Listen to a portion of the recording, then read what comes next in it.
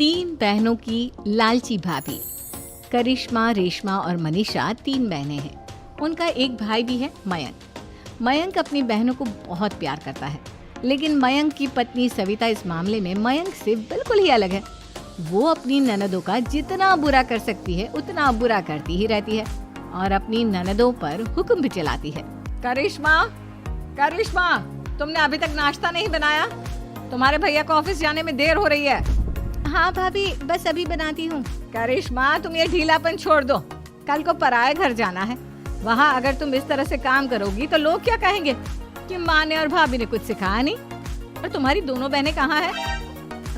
Reshma market गई है और मनीषा सो रही है। क्या? सुबह के 8 बज रहे हैं और ये महारानी अभी भी सो रही है? ये कहते हुए सविता अपनी सास दुर्गा देवी के पास जाती है। माँ जी, देख रही हो अपनी बेटियों के तौर तरीके? क्या हुआ बहू, सुबह सुबह क्या कर दिया मेरी बेटियों ने?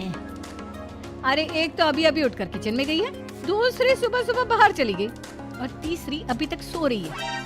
क्या करूं मैं इन तीनों का, मैं तो परेशान हो गई हूँ। जा जाकर उठा उसे और रेशमा से मैं बात करती हूँ। सविता सीधा मनीषा के कमरे में जाती है और उससे कहती है, महारानी जल्दी उठो, सूरज सर पर आ गया है। भाभी थोड़ी देर और सोने दो ना, मैं रात को लेट सोई थी। वो क्या है ना, यूनिट टेस्ट चल रहे हैं। शराफत से उठती है या नहीं, या फिर पानी की भरी बाल्टी डालूं तेरे ऊपर? नहीं भाभी, मुझे बिस्तर में नहीं नहाना, उठती हूँ मैं। मनीषा जल्दी से उठकर बाथरूम में चली जाती है। सभी आराम से बैठकर नाश्ता कर रहे होते कि तभी रेशमा बाजार से हाथ में सामान लिए आ जाती है। रेशमा को देखते ही सविता उस पर बरस पड़ती है। लो, आ गई महारानी। ऐसा भी क्या सामान लाना था जो सुबह आंख मलते ही बाजार की तरफ रवाना हो गई? भाभी, कल आप ही तो चीख रही थी कि घर का सारा सामान मुझे ही लाना पड़ता है, घर में किसी को भी किसी काम से कोई लेना देना नहीं है। अब मैं बाजार जाकर सामान ले आई तो आपको इस बात से भी तकलीफ हो रही है? देख रही हो माँ जी, अपनी बेटी की जुबान कैंची से भी तेज चलती है। और मयंक, आप तो कुछ कहेंगे नहीं अपनी लाडली बहन को। रेशमा, अपनी भाभी से ऐसे बात नहीं करते। चलो माफी मांगो। भैया, मैं क्यों माफी मांगू? आप भाभी से बोलिए ना कि हम पर कम हुक्म चलाया करे। हम इस घर की बेटियां हैं और आपकी पत्नी की ननद है, नौकरानी नहीं। लो कर लो बात। इनकी भलाई के लिए कुछ भी बोलो तो इन्हें बुरा लग जाता है। इस घर में यही इज्जत है मेरी। देख लो माँ जी, आपकी बेटी किस लहजे में मुझसे बात कर रही है। सविता वहाँ से चली जाती है। मयंक को बहुत गुस्सा आता है, वो भी वहाँ से चला जाता है। फिर करिश्मा रेशमा को समझाती है, रेशमा, तुम्हें भाभी से माफी मांग लेनी चाहिए थी ना। लेकिन दीदी, मैंने कुछ किया ही नहीं, तो मैं माफी क्यों मांगू? हाँ करिश्मा दीदी, रेशमा दीदी जैसे ही घर में आई भाभी ही उन पर चिल्ला रही थी। हाँ, मैं मानती हूँ कि गलती भाभी की थी। मैं तो इसलिए बोल रही हूँ कि भाभी ने माँ को तो पूरी तरह अपने वश में कर लिया है। वो हमारी बात सुनती ही नहीं। मयंक भैया हमारे लिए हमेशा खड़े रहते हैं, इसलिए उनकी बात का मान तो तुम्हें रखना चाहिए था ना। कोई फायदा नहीं दीदी, कुछ दिनों की बात और है, भाभी उन्हें भी हमारे खिलाफ भड़का देंगी। फिर वो भी माँ की तरह हमारी किसी बात का विश्वास नहीं करेंगे। इसी तरह सविता अपनी तीनों ननदों को किसी न किसी बात पर परेशान करती रहती थी। एक दिन मयंक अपनी तीनों बहनों के लिए गिफ्ट लाया। करिश्मा, ये तुम्हारे लिए हार का सेट। रेशमा, तुम्हारे लिए सुंदर सी ड्रेस। और मनीषा, तुम्हें किताबें पसंद है ना, तुम्हारे लिए किताबें लाया हूँ। थैंक यू भैया। थैंक यू भैया। थैंक यू भैया। करिश्मा, तुम्हारा नेकलेस कितना सुंदर है, ये भैया कहाँ से ले आए होंगे? मैंने भैया को 3 दिन पहले फोन पर ये डिजाइन दिखाया था और आज भैया ये ले आए। सविता तो अपनी ननदों के गिफ्ट्स देखकर जल गई और करिश्मा का नेकलेस तो उसे भी बहुत पसंद आया था। अपनी बहनों के लिए कितना अच्छा नेकलेस लेकर आए हैं, मुझे कभी कोई गिफ्ट नहीं दिया।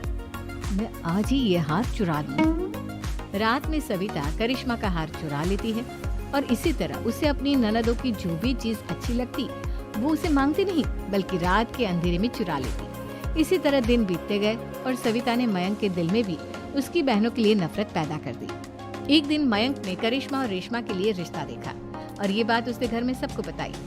माँ, करिश्मा और रेशमा के लिए बहुत अच्छा रिश्ता आया है। वो लोग कल इन्हें देखने आ रहे हैं। आप और सविता मिलकर सारी तैयारी कर लेना। ये सुनकर करिश्मा और रेशमा खुश हो जाती हैं, लेकिन सविता सोचती है, अगर इन दोनों बहनों की शादी हो गई तो घर और बाहर का काम कौन करेगा? मनीषा तो एक नंबर की कामचोर है, उससे तो किसी बात की उम्मीद लगाना ही बेकार है। मुझे इस शादी को रोकना होगा। अगले दिन सभी लड़के वालों के स्वागत की तैयारी करने में लगे होते हैं। तभी मयंक अपनी बहनों से आकर कहता है, तैयार हो गई तुम दोनों? देखो दोनों लड़के बहुत अच्छे हैं, मैं कोई कसर नहीं छोड़ना चाहता, इसलिए तुम उनके सामने अच्छे से बिहेव करना और अपनी भाभी से लड़ने मत लग जाना। करिश्मा, तुम वो नेकलेस पहन लो ना जो मैं तुम्हारे लिए लाया था। भैया मैं बहुत देर से वो नेकलेस ढूंढ रही हूँ, लेकिन मुझे मिल ही नहीं रहा। क्या तुमने नेकलेस खो दिया? तुम्हें पता भी है वो कितना महंगा था? तुम कोई काम ढंग से नहीं कर सकती। मयंक गुस्से में वहां से चला जाता है। थोड़ी देर बाद लड़के वाले भी आ जाते हैं। वो दोनों बहनों को पसंद कर लेते हैं और रिश्ता पक्का हो जाता है। लेकिन सविता के दिमाग में तो कुछ और ही खिचड़ी पक रही थी। वो पंडित जी के पास करिश्मा की कुंडली लेकर जाती है और उन्हें पैसे देकर करिश्मा की कुंडली बदलवा देती है। जब लड़के वालों के पास करिश्मा की कुंडली जाती है तो वो दुर्गा को फोन करते हैं। बहन जी, हमने करिश्मा की कुंडली अपने पंडित जी को दिखाई थी। आपकी बेटी की कुंडली नहीं बल्कि दोषों का पिटारा है।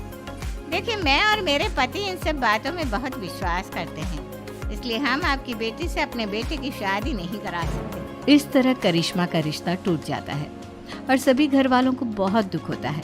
अब कविता सोचती है, चलो करिश्मा का तो रिश्ता टूट गया, अब रेशमा का भी रिश्ता तोड़ना है। क्या करूं? अब सविता आवाज बदलकर किसी अननोन नंबर से रेशमा के होने वाले ससुराल में फोन करती है। हेलो, मैं कौन हूँ कौन नहीं ये आपके लिए जानना जरूरी नहीं। बस इतना सुन लो कि रेशमा का 2 साल से किसी के साथ अफेयर चल रहा है। बस रेशमा का रिश्ता तोड़वाने के लिए सविता का इतना कहना काफी था। अब रेशमा का भी रिश्ता टूट गया। मयंक और दुर्गा देवी ने रेशमा को खूब खरी खोटी सुनाई और उससे बार बार उस लड़के के बारे में पूछने लगी। आप दोनों मुझे क्यों परेशान कर रहे हो? अरे कोई लड़का होगा मेरी लाइफ में तो मैं बताऊंगी ना, जब कोई है ही नहीं तो कहाँ से लाऊं मैं कोई लड़का? तो तेरे होने वाले ससुराल वालों को फोन किसने किया था? माँ मैं नहीं जानती किसने फोन किया था, मैं सच कह रही हूँ। मैं तो पहले ही कह रही थी इसकी लगाम खींच कर रखो, लेकिन मेरी सुनता ही कौन है। आप चुप रहिए भाभी, ये सब आपका ही किया धरा है। अब तीनों बहनों को विश्वास हो जाता है कि ये सब उनकी भाभी ही कर रही है। तीनों बहनें अपनी भाभी को सबक सिखाने के लिए एक वकील कर लेती है और घर में हिस्सा मांगा। देखो भैया, माँ बाप की जायदाद में जितना बेटों का हक होता है उतना ही बेटियों का, इसलिए इस घर के 4 हिस्से होंगे और हमें अपना हिस्सा चाहिए। मैंने तुम्हारे लिए क्या क्या नहीं किया और तुम इस घर में हिस्सा मांग रही हो? भैया, आप और माँ हम बहनों की कोई बात नहीं सुनते हो और भाभी हमारी शादी नहीं होने देगी क्योंकि उन्हें लगता है कि आप हमारी शादी में ज्यादा पैसा लगाओगे और उन्हें हम जैसी फ्री की नौकरानी कहाँ मिलेगी। तो हम भाभी के साथ तो रह नहीं सकते, हम बहनों को अपना हिस्सा चाहिए। अरे तुम्हें शर्म आनी चाहिए अपने भाभी पर ऐसा इल्जाम लगाते हुए। वो तुम्हारे बारे में कितना सोचती है। हाँ माँ, भाभी हमारे बारे में बहुत सोचती है, दिन रात बस यही सोचती रहती है कि किस तरह से अपनी तीनों ननदों को परेशान करूं और कभी मुझे पढ़ने भी नहीं देती। दोनों बहनों का रिश्ता भी तो इन्होंने ही तोड़वाया है और रात में हमारे कमरे में आकर हमारी चीजें भी चुराती हैं। इसी तरह सविता की तीनों ननदें अपनी बात पर अड़ी रही। अब कोर्ट में तारीख भी शुरू हो गई। जब सविता को लगा कि उसकी तीनों ननद इतनी आसानी से नहीं मानने वाली, तो उसने अपने पति और सास को सारी सच्चाई बता दी और अपनी तीनों ननद से माफी मांगी। मयंक और दुर्गा को भी अपनी गलती का एहसास हो गया। अब सविता खुद करिश्मा और रेशमा के लिए अच्छा रिश्ता ढूंढती है और उनकी शादी करवाती है।